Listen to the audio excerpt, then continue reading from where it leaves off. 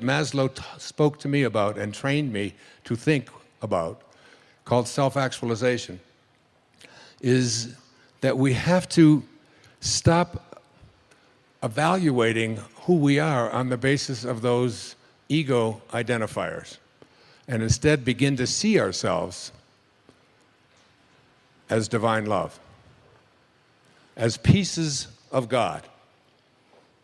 The Native Americans used to say that no tree has branches so foolish as to fight among themselves. And look at us. Look at what happened just down the road from here in Colorado a few days ago. What is it about us that we have to create instruments of death in order to feel good about ourselves? What is it about us that we have to destroy each other and be in competition with each other and even create things called weapons? It's why Lao Tzu left the place where he left in ancient China at the time of the Warring States. And a big part of the Tao, something like 31 verses out of the 81 verses, speak to the absurdity of having weapons and killing each other.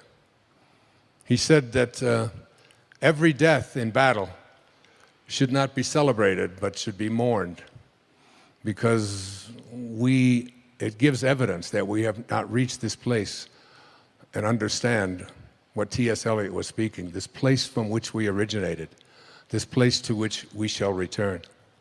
From A Course in Miracles, I jotted this down the other day. The memory of God comes to the quiet mind.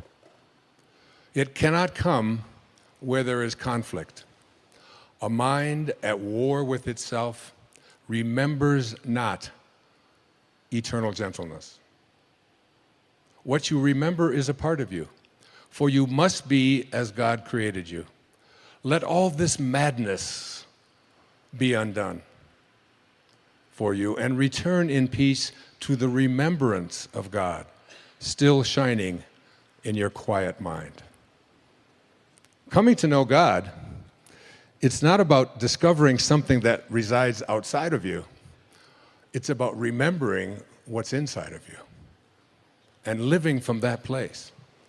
I don't believe that God is interested in us loving God.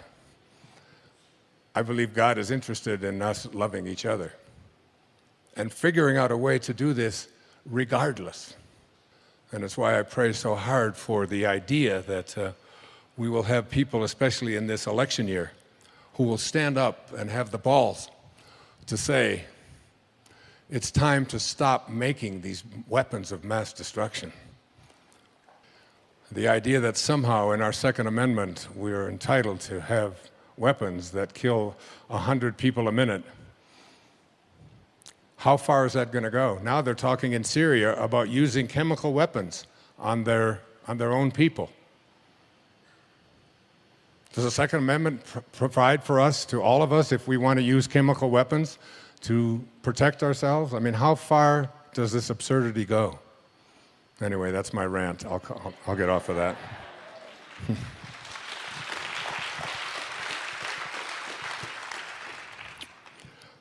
The way to this higher place within ourselves is understanding two very important words.